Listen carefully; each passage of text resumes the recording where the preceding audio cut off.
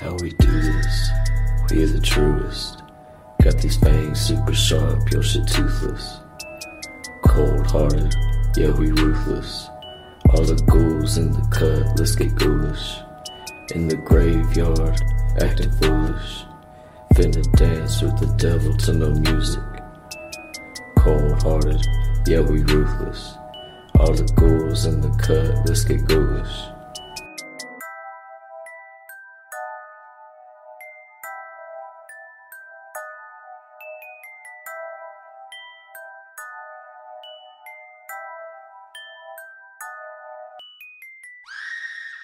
Hello, and welcome to a brand new episode of a podcast called Ghoulish.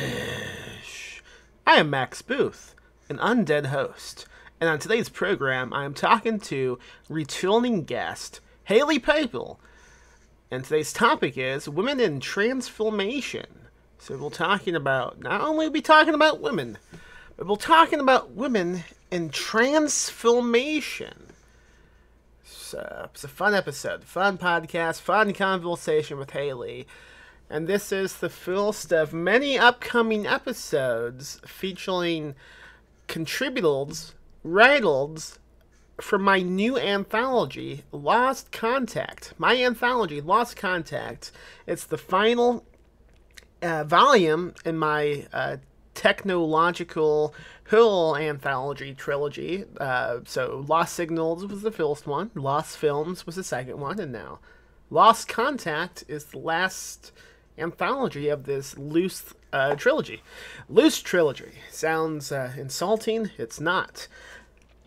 Lost Contact is coming out tomorrow. If you're listening to this episode the day it goes live, the book is released on November 30th. Is it the last day of November? I don't know how many days are in November. I don't have a calendar in front of me. It might be the final day of November. Lost Contact is a book I've spent a lot of time on. I did all the editing. I read lots and lots of slush. It was not easy. And I'm glad it's done. I'm glad it's out. You can go buy a copy at perpetualpublishing.com. I will also have a link in the show notes. You can also buy it from any of the other places you buy books. Barnes & Noble, bookshop.org, IndieBound, Amazon, all those places has the book as well. Have the book. Yeah. That's pretty much all I have to tell you. If you like this episode with Hailey, go check out the book. And go check out her latest novel, Queen of Teeth. It's a great novel. I loved it. I think anyone who reads it is going to enjoy it. Unless you don't like good books, and then maybe you won't like it. If you only like bad books, you would probably hate Queen of Teeth. And you would definitely hate Lost Contact. Out now. Through Perpetual Motion Machine Publishing. Ooh.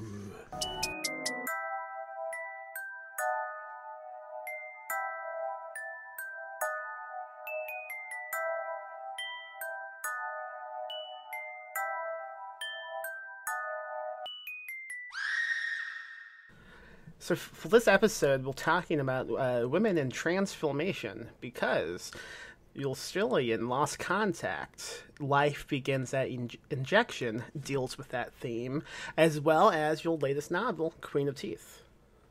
Yeah, and Life Begins at Injection. I'm going to probably say this every time I mention Lost Contact just because I don't think people know unless I tell them. The Life Begins at Injection is a prequel story to Queen of Teeth. Yeah, which is awesome, and something I did not realize until reading the book. And I think you told me as well. That was pretty exciting to find out. So I don't remember anymore. It's been a while. I read the short story way before the novel, obviously, and to later find out how the two connect is really exciting. So I think maybe to begin this episode, could you provide like a brief breakdown of both the novel and the short story and how they kind of tie into each other? Sure. Well, the short story is about a girl who she's getting injections, but she believes she's being told is that therefore to help her turn straight. because she has had attraction to girls and she lives in a state where that is not okay. There's a state mandate against homosexuality and a deviation of any kind.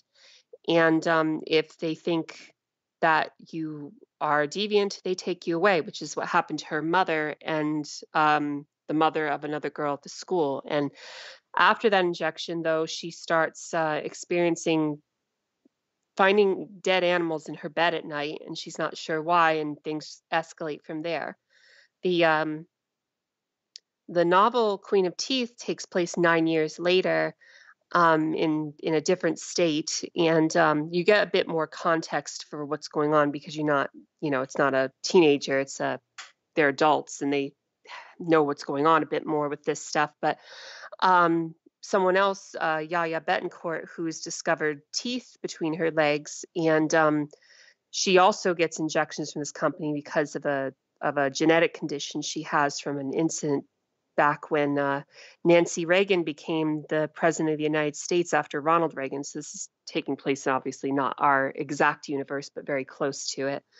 And yeah, things continue to escalate with her as she not only has teeth, but tentacles and a voice and another personality forming in her, as well as at the same time forming kind of a romance with one of the people who's hunting her. So is that a good breakdown, I think? Yeah, I think so. It kind of made me excited to go reread Queen of Teeth again. I I had a ton of fun with that book. It's one of the best examples of body horror that I've read in book film, I think. Oh, thank you. Have you always been a fan of that subgenre, and what kind of got you interested in it? I think in some degree because transformation has always been interesting. Just kind of this idea that you could turn into a monster was fascinating to me, forever.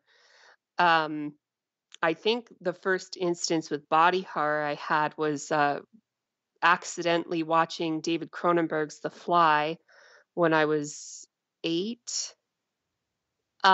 And I had to stop at the point. I didn't finish the movie, so I made it a little past the dream sequence, when she starts giving birth to the maggot. And and that's a little after that I shut it off, and I didn't get to see the rest of the movie until I was I don't know, 20 years later. What did you think of it? At then or when I finished Oh, it? once you came back to it. Oh, I later. loved it. Yeah. Oh, it's amazing. It's a fantastic movie. I love the body horror elements, but I also love the themes of having someone you love who's just kind of going through this illness you can't really understand that's changing them. And also I kind of just the first act, I love the scientific approach with the teleporter pods. It's very methodical and such. It gets you really engrossed. Things aren't going to turn out well, but you kind of want them to. I like the characters a lot. Yeah, so something fascinating in a movie or book when Killtools trying to figure out how to crack a mystery, and we get to watch them try several experiments. And I love when sometimes the experiment doesn't work and they have to try something completely else. It's always just I don't know exactly why I love that so much, but it's a lot of fun to me. Oh, same. You took the words right out of my mouth. I don't know why I love it, but I do. And even if it's not a science horror movie necessarily, I do like seeing that kind of approach to things like Oculus. That's a supernatural movie, but they still apply, they still are trying things out, and it's really fascinating to watch before everything just completely goes to hell. Yeah, another one that comes to mind, which isn't science related, is Poltergeist. Once they begin realizing the house is kind of strange, they get the mom takes the kid to one side of the kitchen and she goes flying. It's so, I guess because such a great movie. I guess it feels realistic in a way, because if something strange happened to one of us, we would probably try different experiments to see, to figure out what we were dealing with. And so often, maybe in movies, we see not that approach, and it feels like they're cheating us of the exciting, investigative part of the movie. Yeah, I mean, I think it's human nature to be curious and want to understand something. At the same time, sometimes it's human nature to kind of be like, I don't care that much, or I'm just not going to mess with that. So it depends on the person, but it is more, I enjoy seeing that stuff. Yeah. And that is correct, because now I'm thinking about, like, anything technology-wise. I've never went, how does this work? I just assume it's fine and I'm not being spied on, which is probably not true. With Queen of Teeth, what was, like, the genesis of this book?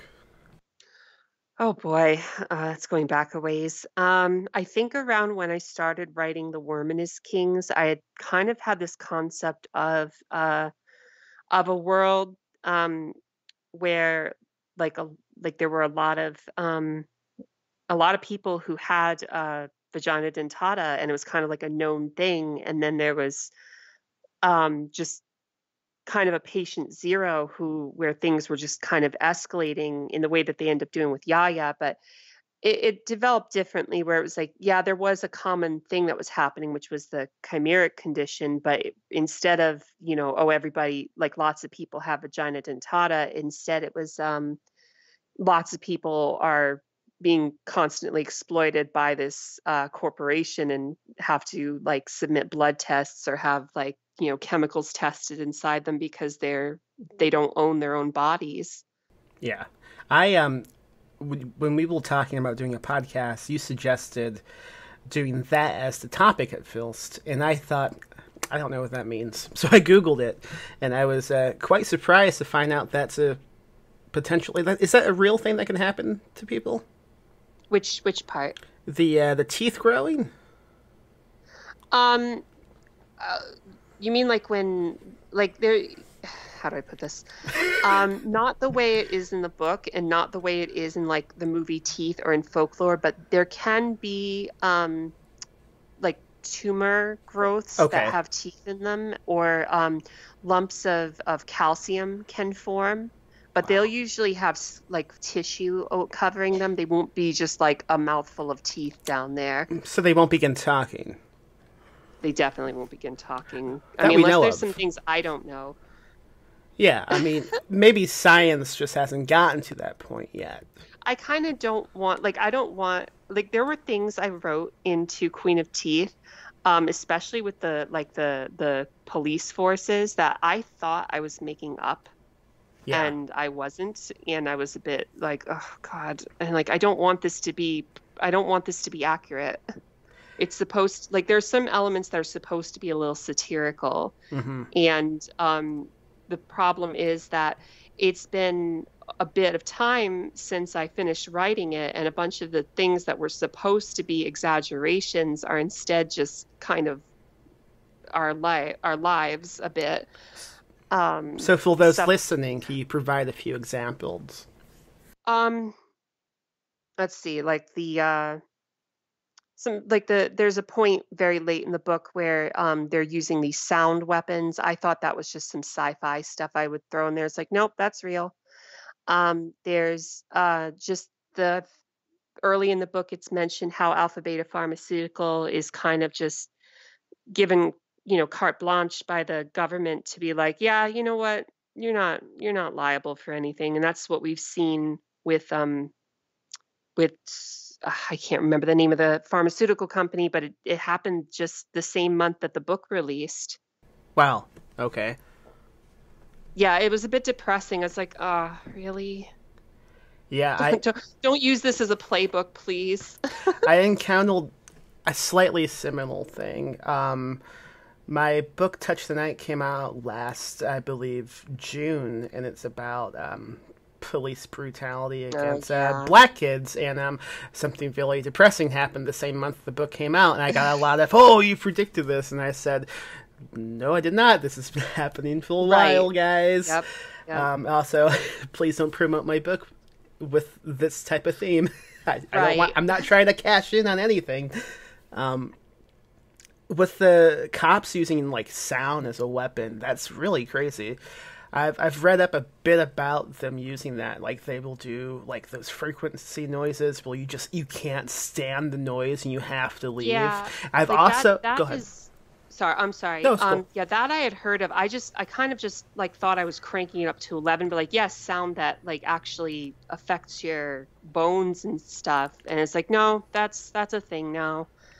Completely legal somehow. Do not know how, but it is. I've also read them like at protests. Sometimes they will crank like Disney songs because if anyone records it, YouTube will remove the video because it's copyright. I had not heard about that, but I wouldn't put it past. Yeah. Yeah. What a depressing podcast this is. All right. Well, I didn't do that in Queen of Teeth. There were no Disney songs. There's Looney Tunes, but What came first? Queen of Teeth or Life Begins at Injection? Life Begins at Injection was kind of a concept story. It was kind of like a, how do I put this? Like I was testing things. Um, it was very sketchy at the time. It was kind of just like a very vague notion about like, this girl and her mom being separated because of this stuff, and just kind of the I don't know, give too much about the story away, but just kind of this idea that like what was happening to her could be having to do with that. And then just I kind of wanted to test whether I was like, can I write the word tentacles this much? Can I describe it in certain ways? And it's like, yeah. And then I was feeling a bit more confident about like, okay, you know what? This is the backstory. Um, this is part of it for this book. And I wasn't even sure I was going to connect them at first.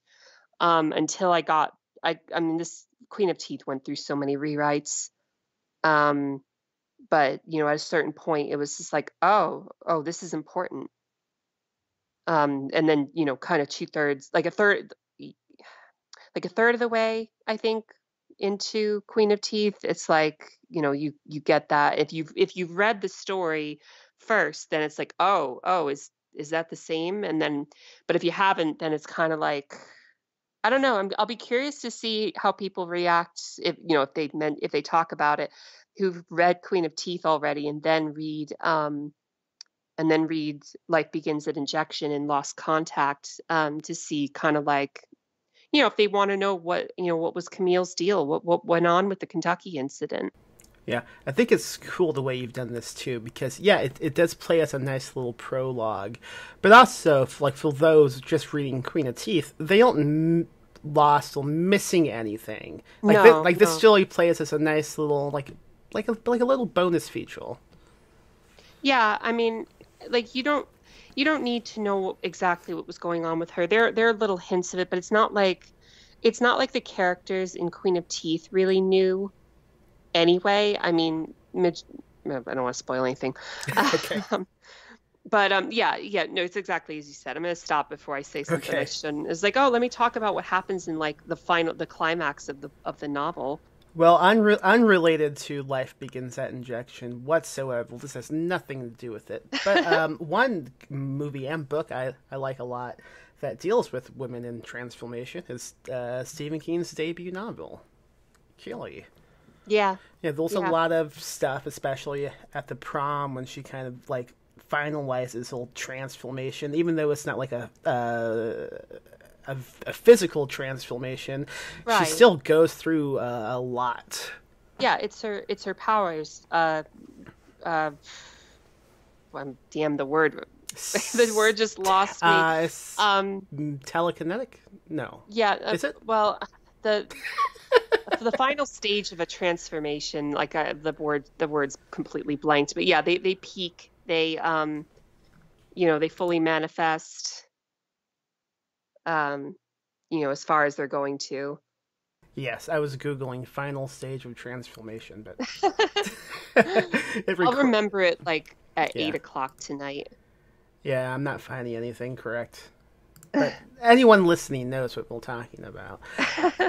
So thinking about like this topic of the episode, going into it, like what are some books and movies you would like recommend to those who want to continue exploring these themes? Well, they should definitely check out certain David Cronenberg movies. The Brood Rabid are both ones I would recommend for that. It's funny. I watched Rabid, and I watched it the month before Queen of Teeth released, and I was like, people are going to think that this was an influence, and I kind of wish I had seen it earlier. But it was just like, oh, there's a lot here that's there's similarities. Um, but so definitely both of those movies. On a on books, it's hard because there's really quite a lot, honestly. It's just a matter of like, because when people think of it in the body horror sense, they tend to be thinking of a very specific way. Like Transmuted by Eve Harms is one example. Oh yeah, that's a The great Rust book. Maidens, yeah, The Rust Maidens by Gwendolyn Keist is another. But I mean, if you want to like dip into like the core of this, like the werewolf, um, we usually think of it as a thing like that men turn into, but honestly, like it says so like uh women as werewolves says so much about like just kind of the monstrous feminine, or like escape from the feminine, or kind of like this freedom to decide what that means and decide what to do with your body. And then there's ginger snaps, there's great big teeth. There's a lot. Like, and there should be more. Like, I want there to be more women werewolf movies. Yeah. Uh, I was struggling. I can't think of one book that would fit that, but movies, yeah, like Ginger Snaps. I do not know what Great Big Teeth is. Please tell me more. Great Big Teeth is by Rose. I believe it's pronounced Jabo. Okay. It's a YA book about a girl who's if I'm recalling correctly, her family is werewolves. Okay. Um, and then Such Sharp Teeth is coming out next year from Rachel Harrison. That's going to also be that. And then I haven't read this yet, but Night Bitch. Oh, fuck! By I'm Rachel reading that Yeager. right now. Why didn't I think about that? Yeah, I I'm have in. to start that one because that's been people are like, Haley, you will like this a lot. So I'm like, I really gotta get to that.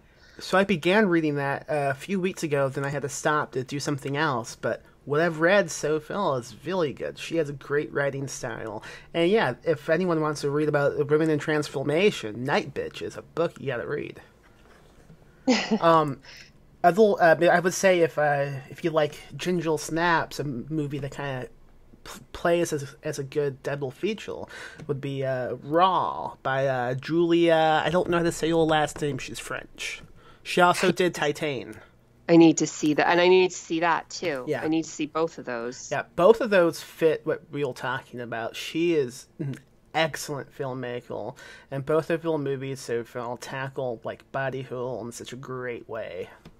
Yeah, I've been eager to see Titan, and I've honestly just been putting off Raw so many times. I really need to get on it. Yeah, Raw specifically is fairly similar to Ginger Snaps, but also unique in its own way. Yeah. Well, yeah, I mean, I think we've mostly covered the topic at this point. It's always difficult to judge, like, well, how long can an episode last on a specific topic? And with this one, it's mostly just, talking about recommendations, and we've just listed quite a bit. Is there anything else you want to talk about when it comes to Queen of Teeth or Life Begins at Injection? Um, I guess not. I mean, I'm hoping people will enjoy if they've checked out if they've read Queen of Teeth. I hope that they're going to pick up Lost Contact and read all the stories, but kind of hopefully they'll enjoy Life Begins at Injection. And if they're checking out Lost Contact first, I hope they'll check out Queen of Teeth, because if they want to see what happens later. It's the topic is interesting, and I definitely want to see more of this stuff. I guess is what I'll say. I Somebody was just on Twitter was saying they're starting Queen of Teeth this week, and they want to see like more vagina dentata stories. Like there's just not enough, and I'm like, yeah, there's not enough. I want to see more. I want to see more vagina dentata. I want to see more transformations with women. I want to see lots of this stuff. I want those things to become trendy in horror. I would love a whole anthology of this. Yeah, I know you just announced a new novella. Is there anything you can tell us about that now? Or is it still Oh, like... sure. Okay, go ahead. I mean, I can tell you a tiny, tiny bit. It's a Okay. novella, so it's kind of like, it's hard to. I mean, they haven't announced a plot summary, but I can say that Your Mind is a Terrible Thing will be coming out, I believe, second quarter 2022 from Off Limits Press, who I published The Worm and His Kings with. Your Mind is a Terrible Thing is a space horror novella. There will be, how to put this? I'm just gonna say it's kind of shit. I would say Alien meets System Shock 2, but not Okay. everyone's gonna know what that means. I definitely didn't, but it sounds cool. Awesome. So there'll be more details to come as like, release date, cover art, summary, that stuff. Yeah. So For those listening, I put Hailey right on the spot. They only announced the book today, the day that we were talking about the other topics we just discussed. So that's okay. I had a feeling you were going to ask because I'm like, okay, they announced it like a couple hours before we started talking. I was like, I just assume like, why wouldn't you ask? Like, it just makes sense to. So yeah. Would you have been pissed if I didn't? No, I wouldn't. I probably would have forgotten that I'd even predicted it, honestly. Yeah. My head has been so dizzy lately. It's that time of year. Yeah. How can folks find you online? I am at www.haileypiper.com. I'm also on Twitter at Hailey Piper Says and on Instagram at Hailey Piper Fights. All right. Well, thank you so much for coming on. This was great. Thank you so much for having me. This was fantastic.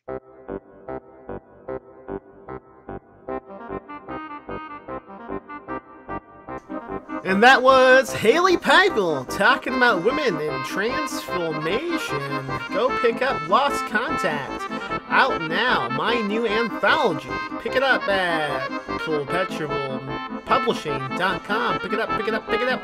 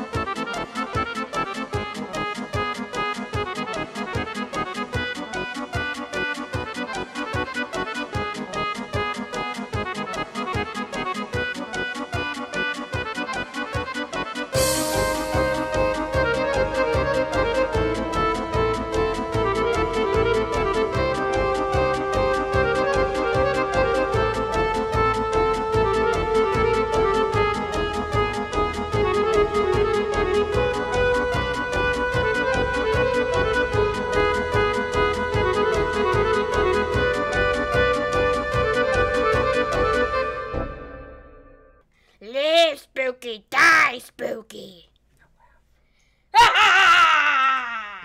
Rest in peace, Max.